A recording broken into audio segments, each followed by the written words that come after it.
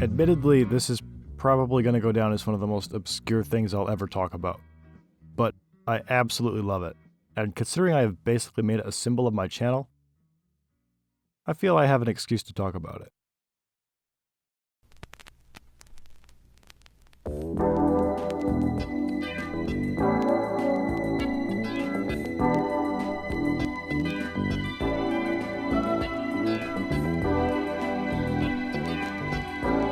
(1977).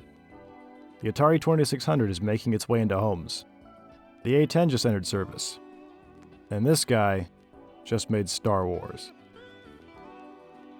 The Fujita scale is only 6 years old. We're 3 years after the 74 super outbreak, 2 years away from Terrible Tuesday, and the 10th annual Severe Local Storms Conference is being held by the American Meteorological Society in Omaha.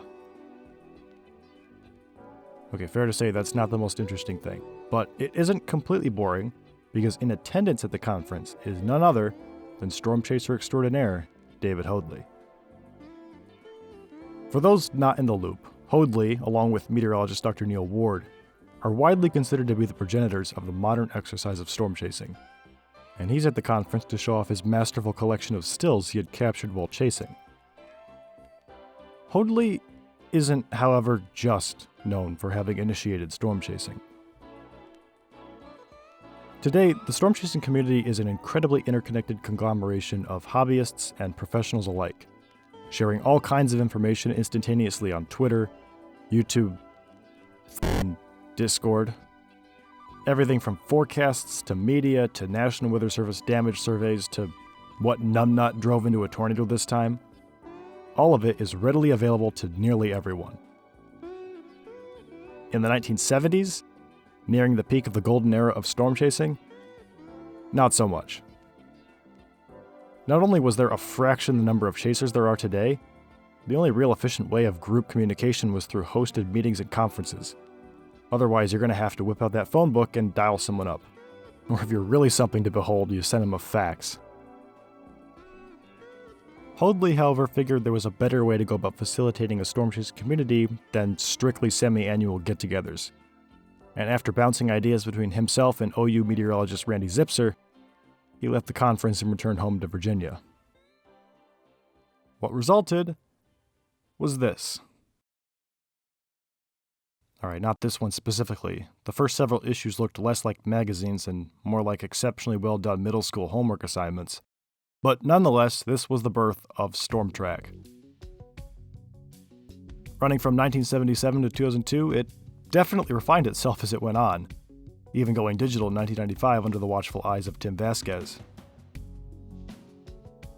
Today, Storm Track serves as a really great window into storm chasing history. But when these books were fresh, they were an invaluable source of all kinds of things that modern chasers, myself included, completely take for granted.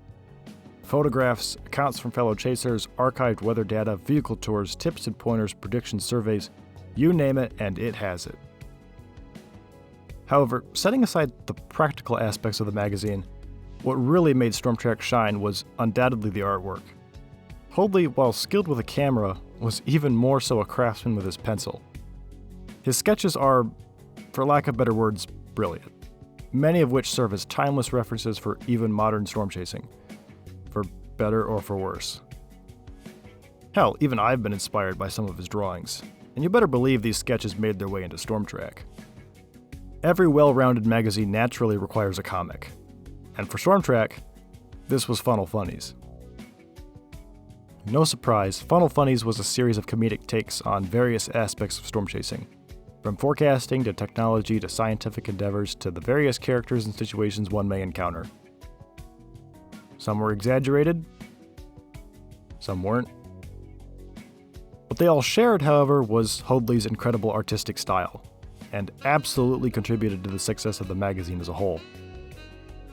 As an avid lover of all things storm chasing vehicle related though, the July through August issue for 1980 is particularly interesting to me, as it seemingly attempts to answer the age-old question, what is the ideal chase vehicle? Now, obviously the answer to the question will vary from era to era, and person to person. For the average recreational chaser, the answer probably just looks like this. A basic, fuel-efficient, and reliable sedan with perhaps a camera and laptop rig inside.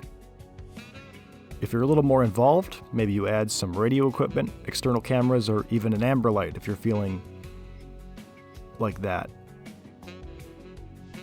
Those who are a bit more scientifically savvy may mount a mezzanette to the roof, or just slap a bargain bin home weather station up there like a goober. Suffice to say, however, it wouldn't be too big of a shot in the dark to assume that the vast majority of people probably think a Storm Chaser's ideal vehicle is more along the lines of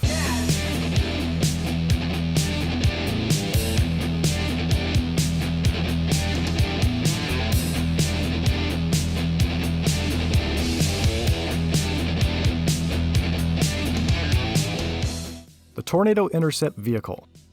It's about as ingrained in the modern mythos of storm chasing as something can possibly be, and for good reason. The idea of taking a commercial vehicle, layering it in literal tons of steel and composite armor, and retrofitting its suspension all so it can enter a tornado and come out intact on the other side is, frankly, ridiculous. It's an idea you'd normally assume came out of the mid-20th century when meteorology and the scientific field as a whole was still full of crazy theories with even crazier ideas on how to prove them. And that's because it sort of was. In 1972, Dr. Bruce Morgan of the University of Notre Dame proposed taking either a tank or armored car, fitting it with instrumentation, and then driving it into a tornado to collect measurements that, at that point, had yet to have been acquired.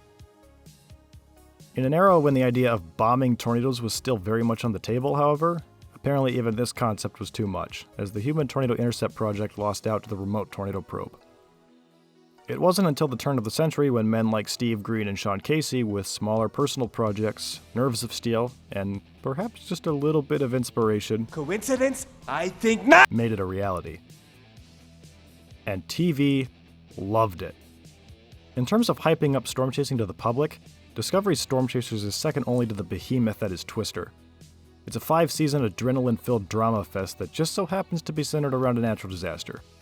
And although the focus was always on the actual cast of the show, the vehicles they drove were equally as important, if not more so. Just as Kirk has the Enterprise, Reed had the Dominator, and as Jack had the Pearl, so too did Sean have the Tiv. These vehicles were characters of their own, with personalities, flaws, and triumphs. It's the reason it's so sad to see them rot away, and why there's so much fanfare when they return. The Tornado tank has been nothing short of romanticized, and those who have attempted to follow in its wake have quickly found out how impractical and expensive it actually is. Without the aid of professional equipment or top-notch forecasting, the chances of actually positioning for an intercept is slim. And even with those on your side, half the time it's just a game of luck. Add on cost of construction, general maintenance, reliability issues, and the inherent crudeness of a homemade tank, and the Interceptor is plain and simple not the ideal chase vehicle. It nevertheless is often seen as so, and this comes down to what the Intercept vehicle promises. Even ignoring the thrill or adventure of driving into a tornado and all the potential footage or information that can come out of that, the Tornado tank is a big, sturdy platform that can accomplish a plethora of things that a normal chase vehicle can't. It can seemingly go anywhere, do nearly anything. At its core, it promises a lot of freedom. And these are ideals that long predate the Interceptor. Impassable mud roads and window-shattering hail have plagued storm chasers from the very beginning. And still today, obstacles like these, beyond the skill of the chaser, are what determine how successful the pursuit of severe weather will be. Ideally then, the ultimate storm chasing vehicle would seek to eliminate most of, if not all, of these obstacles. The question that stands then is how? And thus we return to Storm Track. 8 years after Bruce Morgan first proposed the idea, Hoadley, in all his comedic wisdom, gifted everyone with the answer.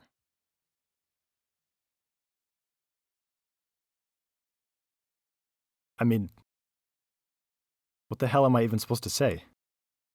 Look at it. Look at me, Hector. It looks like the bastard child of a Jagdpanzer. And it's perfect. Look at the absolute smorgasbord of gizmos here. The paper plate anemometer you built in the 2nd grade. The wind vane off your grandma's house. This is a parking meter. And enough antennae on the roof to, I don't know, make this guy wince. Check it out, it's even got a tornado siren. Huh. I think I've seen that somewhere. It's supposed to be pretty darn loud. Start your siren!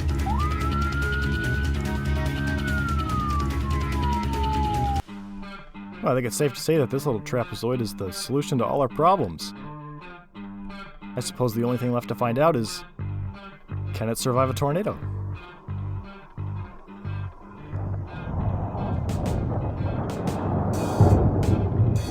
Oh.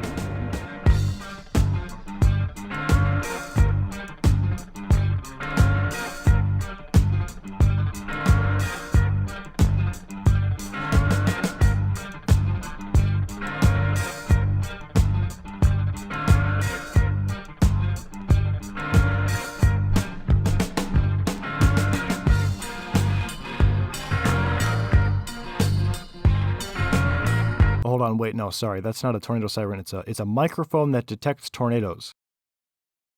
Now hold on, I've definitely seen that before. Ah!